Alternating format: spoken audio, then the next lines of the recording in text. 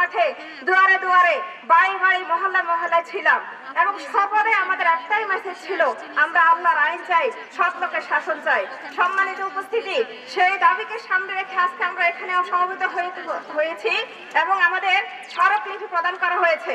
সম্মানিত উপস্থিতি, সারা বাংলাদেশ ব্যাপী যে আলোড়ন সৃষ্টি হয়েছে নারী ভোটারদের, নারী ক্যাম্পেনারদের হেনস্থা বিষয়ে, আপনারা জেনেছেন আমাদের একটি নাগরিক অধিকার নিয়ে আমরা দুয়ারে দুয়ারে যাচ্ছি ভোট চাওয়ার জন্য, নির্বাচনী ক্যাম্পেইন করার জন্য।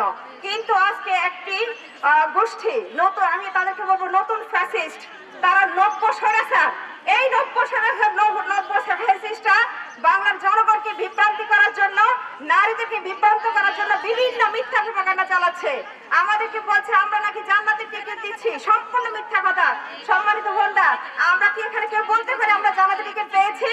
না, আমরা জান্নাতে যাওয়ার জন্য বিভিন্ন মাধ্যমে চেষ্টা করছি, এটাও আমাদের একটা মাধ্যম। আমরা হকের পথে হাঁটছি, হকের দিকে মানুষকে আহ্বান করছি, দ্বীনের দিকে মানুষকে আহ্বান করছি। সম্মানিত উপস্থিতি, এইটা যদি আমাদের অপরাধ হয়, এই অপরাধমূলক কার্যক্রম আল্লাহর নির্দেশে আমরা মানবতার দৃষ্টিতে অপরাধ হয়ে থাকে, তারপর আমরা সেটা করে যাবো ইনশাআল্লাহ। আমাদের আচরণিক স্বাধীনতা আমরা পেয়েছি আলহামদুলিল্লাহ। আমরা সেই শহীদদেরকে আবারও স্মরণ করছি, আমাদের সেই কচিকাঁচা ফুলগুলোকে। এবং আমাদের সর্বশেষ শহীদ আমাদের ওসমান হাদি, শহীদ ওসমান হাদিকে আমরা স্মরণ করছি, যার রক্তে এখনো আমাদের জমিন ভিজে আছে। আল্লাহ রাব্বুল আলামিনের কাছে আমরা তার জন্য উত্তম সর্বোচ্চ মর্যাদা প্রার্থনা করছি। বোনেরা, আমরা আজকে দাঁড়িয়ে আছি অনেক বড়, প্রিয় দেশবাসী, আমরা অনেক বড় একটা সিদ্ধান্তকর পরিস্থিতিতে দাঁড়িয়ে আছি, যেখানে আমরা আমাদের গণতান্ত্রিক যে অধিকার সেটা প্রয়োগের মুখোমুখি দাঁড়িয়ে আছি। এবং আমরা প্রত্যক্ষ করছি যে দেশের বিভিন্ন অঞ্চলে, বাংলাদেশের রাজধানী ঢাকা সহ দেশের বিভিন্ন প্রত্যন্ত অঞ্চলে আমাদের বোনদেরকে তাদের গণতান্ত্রিক অধিকার প্রয়োগের ক্ষেত্রে বাধা দেওয়া হচ্ছে, তাদের মত প্রকাশের স্বাধীনতায় বাধা দেওয়া হচ্ছে।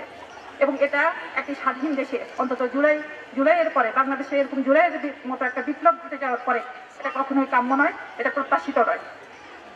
এটা শুধু কোনো একটা দলের জন্য নয়, আমরা প্রত্যেক দলকে আমরা আহ্বান করি, প্রত্যেককে আমরা আহ্বান করি, আমাদের দেশের যে আপামর জনতা তাদের রক্ত দিয়ে তাদের যে ইচ্ছা আকাঙ্ক্ষার যে প্রতিফলন ঘটানোর কথা ছিল সেটা আমরা দেখতে পাচ্ছি না। আমাদের আচরণে আমরা গণতান্ত্রিক নয় বরং অগণতান্ত্রিক মনোভাবের প্রকাশ দিচ্ছি। হ্যাঁ, আমাদেরকে কি করতে হবে? ভোট দেওয়া যেমন আমার একটি গণতান্ত্রিক অধিকার, ভোটাধিকার প্রয়োগের জন্য অন্যান্য বোনদেরকে আমার রাজনৈতিক মতাদর্শ প্রকাশ করাও আমার একটি গণতান্ত্রিক অধিকার। তাদের কাছ থেকে আমার জনসমর্থন আদায় করাটাও আমার একটা গণতান্ত্রিক অধিকার। কেউ আমাকে সমর্থন দিক বা না দিক, সেটা তার ভোটাধিকার, তার গণতান্ত্রিক অধিকার। আমি সেটাকে সম্মান করি, আমাদেরকে সেটা সম্মান করতে হবে।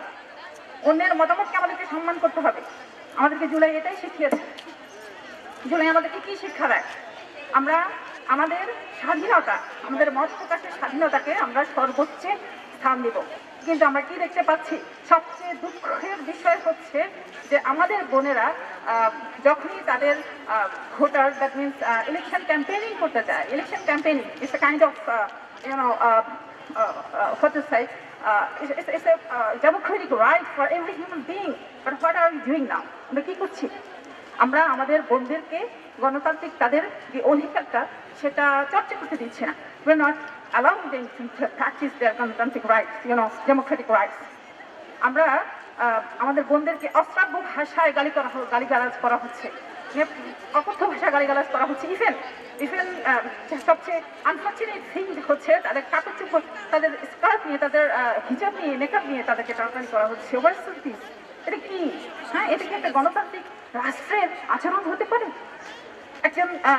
একটা যেটা 50% হোল্ড করে, 50% ওন করে একটা দেশের পপুলেশনের জনসংখ্যা, তারা যদি তাদের অধিকারটা, তারা যদি তাদের মত প্রকাশের স্বাধীনতা সঠিকভাবে না পায়, তারা যদি ম্যানিফেস্টেশন সঠিকভাবে প্রকাশ করতে না পারে, তাহলে আমরা কোথায়? আমাদের স্বাধীনতা আসলে এখনো বাকি, কোথায় আমাদের স্বাধীনতা? সো আমরা সবাইকে আহ্বান করছি, আমরা একে অপরের মতাদর্শ, একে অপরের মতামতকে আমরা শ্রদ্ধা করতে শিখি।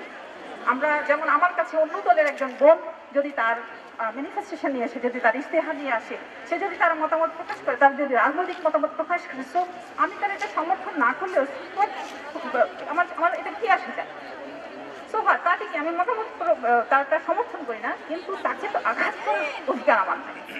তাকে আঘাত করার, তাকে অশ্রাব্য ভাষায় গালিগালাজ করার, তার মতাদর্শ নিয়ে তাকে পোক করার এই রাইটসটাও তো আমার নাই।